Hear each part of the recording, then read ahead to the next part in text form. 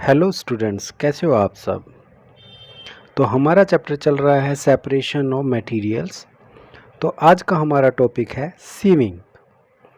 Sometimes we may wish to prepare a dish with flour. तो कई बार हम आटे से रोटियां या कोई डिश बनाना चाहते हैं।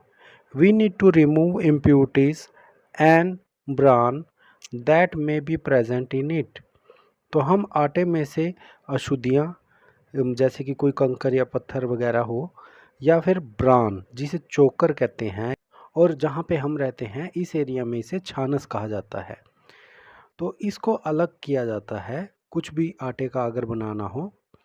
वट डू वी डू, तो हम क्या करते हैं इसे अलग करने के लिए। वी यूज़ ए सीव। सीव क्या होती है? छलनी। छलनी को सीव कहते हैं।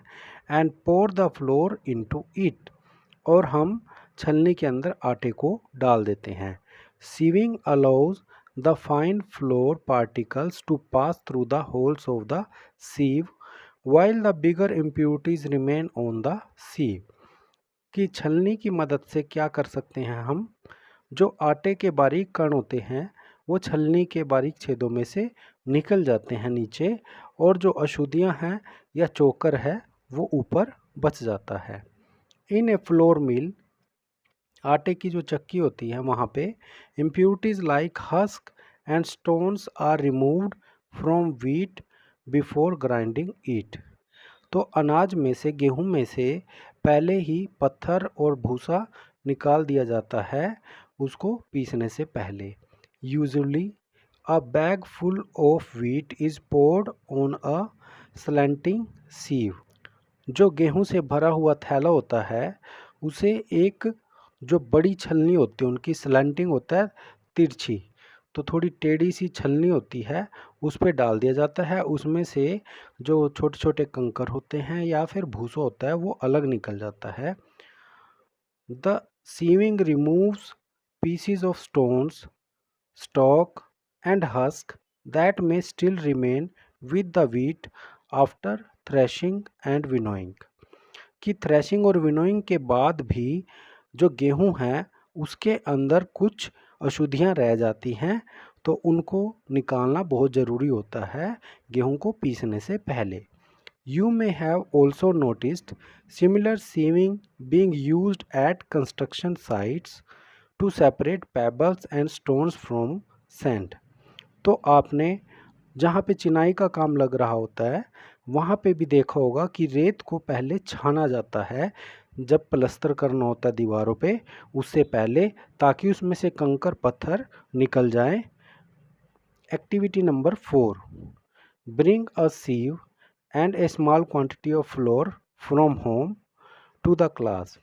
तो आप एक छलनी लें और थोड़ा सा फ्लोर लें, आटा लें। Sieve the flour to separate any impurities in it. तो उस आटे को छान लें ताकि उसमें से इम्प्योरिटीज़ अलग हो जाएं। Now make a fine powder of chalk pieces and mix it with the flour. अब चाक का पाउडर बनाएं पीस के उसको, और उसको आटे में मिला दें। Can we separate the flour and the powder chalk by sieving. क्या हम छान कर इस पाउडर चाक और आटे को अलग कर सकते हैं? आप क्या सोचते हैं, क्या इनको अलग किया जा सकता है? देखिए आगे, sieving is used when components of the mixture have different size. तो जब जो मिक्सचर है उसके कंपोनेंट्स का साइज अलग अलग होता है, छलनी का इस्तेमाल हम तभी कर सकते हैं। अगर पार्टिकल्स का साइज़ बिल्कुल सेम है तो छलनी का इस्तेमाल नहीं कर सकते। जैसा कि इस एग्ज़ाम्पल में जो हम कर रहे हैं, इसमें आटा और चाक पाउडर दोनों ही बारीक हैं और दोनों ही छलनी में से निकल जाएंगे, तो इनको अलग नहीं किया जा सकता। नेक्स्ट टॉपिक देखिए, सेडिमेंटेशन, डिकेंटेशन एंड फिल्ट्रेशन। तो आज हम टॉपिक पढ़ेंगे सेडिमेंटेशन और decantation. Sometimes it may not be possible to separate components of a mixture by winnowing and hand picking. कई बार ये संभव नहीं होता कि हम जो मिक्सचर है उसके कंपोनेंट्स को विनोइंग और हैंड पिकिंग से अलग कर सके। विनोइंग क्या था, सोच के बताइए। विनोइंग था पछोड़ना, जैसे कि छाछ की मदद से गेहूं को पछोड़ा जाता है ताकि उसमें से इम्प्योरिटीज़ अलग की जा सकें। और हैंड पिकिंग क्या था? हैंड पिकिंग था हाथ से कंकर पत्थर को अलग निकालना, जैसे कि दाल में से हैंड पिकिंग मेथड से हम इम्प्योरिटीज़ को अलग करते हैं। तो ये जो मेथड होते हैं इनसे सभी जो इम्प्योरिटीज़ होती हैं अलग नहीं की जा सकती। उदाहरण के लिए देखिए आगे, for example there may be lighter impurities like dust और सॉलिड पार्टिकल्स इन राइस और पल्सेस, कि धूल कि चावल और दालों के अंदर हल्के पार्टिकल भी हो सकते हैं, जैसे कि धूल और मिट्टी के छोटे छोटे कण। How are such impurities separated from rice और पल्सेस बिफोर कुकिंग? तो चावल और दालों में से इस तरह की अशुद्धियाँ कैसे अलग की जाएंगी? राइस और pulses are usually washed before cooking. तो चावल और दालों को बनाने से पहले धो लिया जाता है। When you add water to these, the impurities like dust particles get separated. जब आप इनमें पानी मिलाते हैं तो धूल के कण अलग हो जाते हैं, वो पानी के अंदर घुल जाएंगे। These impurities go into water. Now, what will sink to the bottom of the vessel? Rice or dust? तो जब हम चावल के अंदर पानी डालेंगे और उसे हाथ से हिलाएंगे तो जो डस्ट है वो पानी के अंदर घुल जाएगी और चावल भारी होने की वजह से नीचे बैठ जाएंगे। Have you seen that the vessel is tilted to pour out the dirty water? तो क्या आपने देखा है कि इस बर्तन को थोड़ा सा झुका के जो गंदा पानी है वो सिंक आउट कर दिया जाता है, बाहर गिरा दिया जाता है और नीचे चावल या दाल धुले हुए वो बच जाते हैं। When the heavier component in a mixture settle after water is added to it, the process is called sedimentation. तो इस प्रोसेस को क्या कहा जाता है? सेडिमेंटेशन। जब हैवी कंपोनेंट तो नीचे बैठ जाते हैं पानी इसमें मिलाने से और धूल के पार्टिकल पानी के अंदर मिक्स हो जाते हैं, तो इस प्रोसेस को क्या कहते हैं? Sedimentation. When the water along with the dust is removed, the process is called decantation. और जो डस्ट पार्टिकल मिला हुआ जो पानी है उसे हम बाहर निकाल देते हैं, इस प्रोसेस को डिकेंटेशन कहते हैं। जब चावल में हमने पानी मिलाया तो चावल नीचे बैठ गए, इस प्रोसेस को कहते हैं सेडिमेंटेशन। और जो धूल के कण होते हैं वो पानी में घुल गए, हमने बर्तन को टेढ़ा करके वो पानी बाहर गिरा दिया सिंक में, तो इस प्रोसेस को कहते हैं decantation. Let us find a few other mixtures that can be separated through sedimentation and decantation.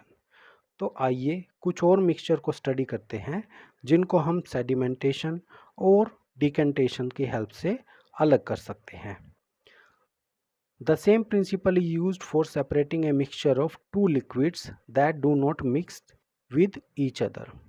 क्या आपने ऐसा भी देखा है कि दो लिक्विड हैं और वो आपस में मिक्स नहीं होते? सोचिए एक बार, देखिए। For example oil and water form their mixture can be separated by this process. तो ऑयल और वाटर जो होता है वो कभी मिक्स नहीं होता। आप 1 मिनट के लिए अगर उसे घुमाएंगे तो ऐसा लगेगा कि मिक्स हो गया, लेकिन जैसे ही आप उसे छोड़ेंगे साथ ही ऑयल पानी के ऊपर तैरने लग जाएगा, वो पानी के अंदर मिक्स नहीं होगा। तो इन दोनों को भी हम सेडिमेंटेशन और डिकेंटेशन प्रोसेस से अलग कर सकते हैं। If a mixture of such liquids is allowed to stand for some time, अगर हम इस तरह के मिक्सचर को थोड़ी देर के लिए खुला छोड़ देते हैं, हिलाते नहीं हैं, they form two separate layers, तो उनकी दो अलग अलग लेयर्स बन जाती हैं। तेल की पानी के ऊपर एक लेयर बन जाएगी। The component that form the top layer can then be separated by decantation. तो डिकेंटेशन प्रोसेस से हम ऊपर वाली लेयर को अलग कर सकते हैं। और ये चीज़ आपने नॉर्मल लाइफ में कहाँ देखी होगी? जैसे कि अगर हम दही को रख देते हैं तो दही के ऊपर थोड़ा थोड़ा पानी सा आ जाता है, उसे भी उतारा जा सकता है ताकि गाढ़ी दही नीचे बच जाए।